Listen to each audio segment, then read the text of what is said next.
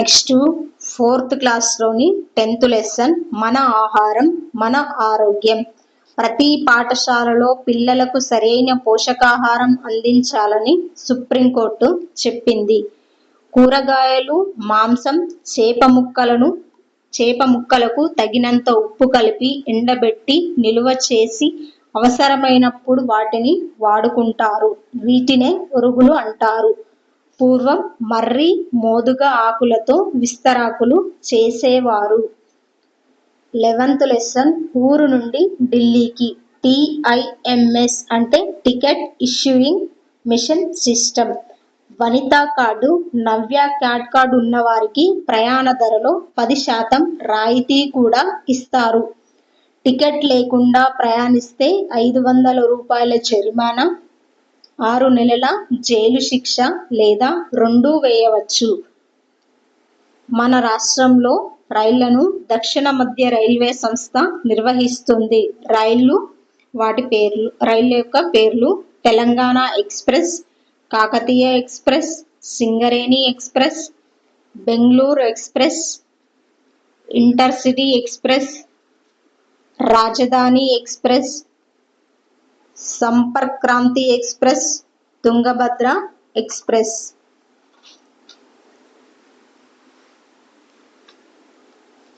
Next 12th lesson భారతదేశ చరిత్ర, సంస్కృతి. జరిగిన అనేక విషయాల గురించి తెలిపేదే చరిత్ర. ఆధునిక మానవుడు ఆది మానవుడు నుండి ఎలా పరిణామం చెందాయో తెలిపేదే ప్రాచీన చరిత్ర. ఆది మానవులు సంచార జీవనం చేస్తూ కొండ గుహల్లో, చెట్ల తొర్రల్లో నివసించేవారు. పచ్చి మాంసం కూడా తినేవారు. బ్రిటిష్ దేశానికి చెందిన సర్ జాన్ మార్షల్ 1921-22వ సంవత్సరంలో సింధు నదీ ప్రాంతంలో జరిపిన తవ్వకాలలో సింధు హరప్పా నాగరికత బయటపడింది. సింధు హరప్పా నాగరికత పట్టణ నాగరికత. హరప్పా ప్రజల ముఖ్య వృత్తి వ్యవసాయం, గోధుమ, వరి, బార్లీ ప్రధాన ఆహార పంటలు. వీరు రాగి, కంచు, సీసం, తగరం వంటి లోహాలను ఉపయోగించారు. హరప్పా ప్రజలు పశ్చిమాసియా, ఈజిప్టు దేశాలతో వర్తకం చేసేవారు.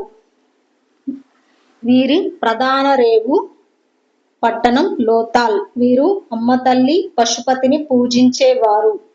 వీరి యొక్క లిపి బొమ్మల లిపి. హైదరాబాద్లో సాలార్జంగ్ మ్యూజియం ఉంది. గిరిజన సంస్కృతి సాంప్రదాయాలు తెలుసుకోవడానికి శ్రీశైలంలో గిరిజన ప్రదర్శనశాల ఉంది.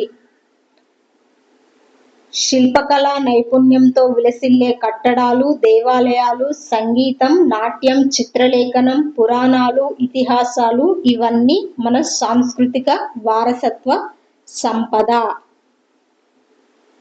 సరనాథ్ స్తూపం.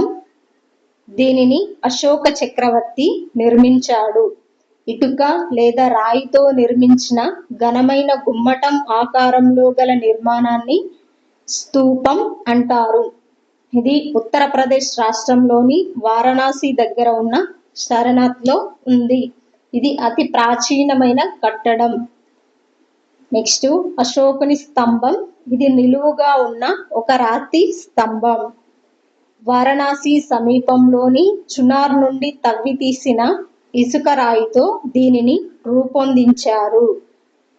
దీనిపైన 4 వైపులా 4 సింహాలు చెక్కబడి ఉంటాయి. ఈ శిలాస్తంభంలో రాజస్థాన్ శిల్పకళ ఉంటుంది. తెలంగాణ అమరవీరుల స్తూపం. ఇది హైదరాబాద్లో అసెంబ్లీకి ఎదురుగా ఉంది. 1964లో తెలంగాణ ఉద్యమంలో అమరులైన వారి గుర్తుగా దీనిని నిర్మించారు. కుతుబ్ మినార్. కుతుబ్ మినార్ మన దేశ రాజధాని ఢిల్లీ నగరంలో ఉంది. దీని ఎత్తు సుమారుగా 72.5 మీటర్లు ఉంటుంది.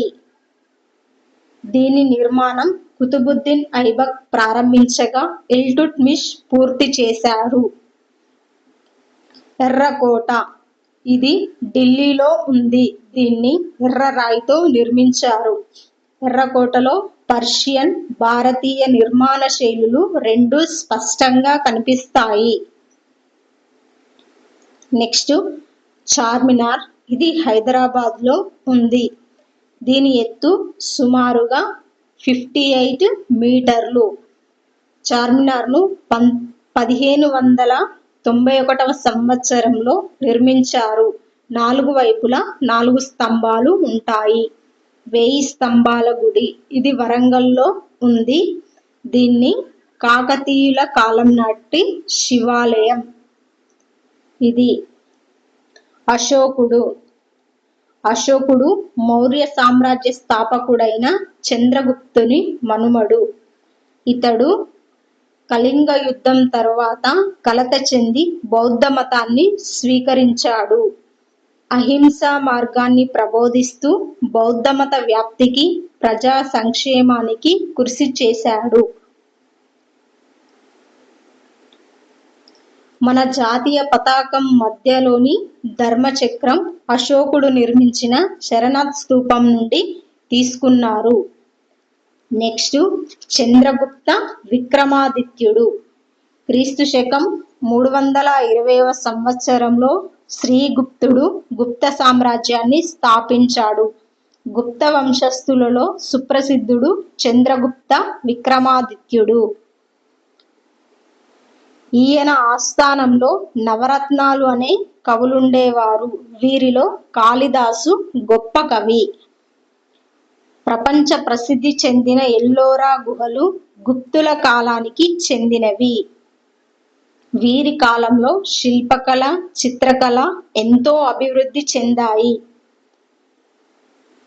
గణపతి దేవుడు, రుద్రమాదేవి.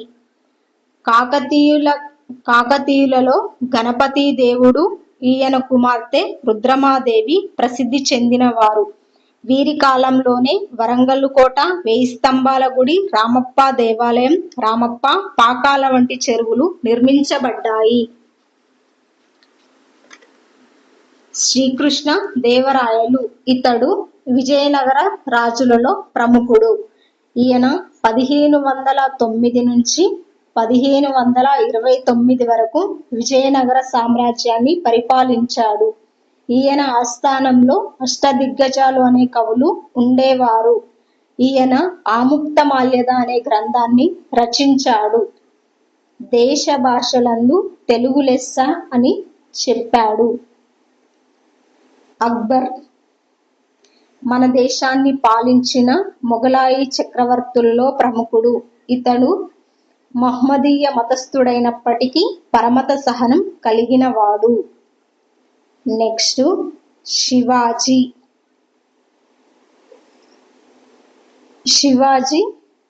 మొఘలులను ఎదిరించి మరాఠా రాజ్యాన్ని స్థాపించిన గొప్ప వీరుడు. ఇతడు హిందూ మతస్థుడైనప్పటికీ పరమత సహనం గలవాడు. శివాజీ గురువు సమర్థ రామదాసు. తుకారాం అనే భక్తుడు ఈయన కాలంలోని వాడే.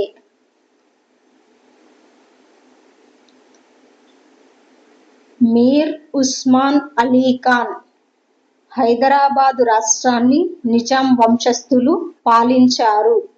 వీరు మహ్మదీయులు, డెక్కనీ ఉర్దూ మాట్లాడేవారు.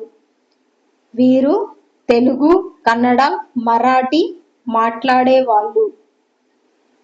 హైదరాబాద్ రాష్ట్ర చివరి పాలకుడైన మీర్ ఉస్మాన్ అలీ ఖాన్ బ్రిటిష్ వారి ప్రభావంతో వ్యవసాయాన్ని, పరిశ్రమలను అభివృద్ధి చేశాడు. విద్యా సంస్థలను స్థాపించాడు. నిజాం సాగర్, అలీ సాగర్ వంటి పెద్ద నీటిపారుదల ప్రాజెక్టుల నిర్మాణం చేపట్టారు. 1920వ సంవత్సరంలో మూసీ నదిపై ఉస్మాన్ సాగర్ ఆనకట్టను నిర్మించాడు.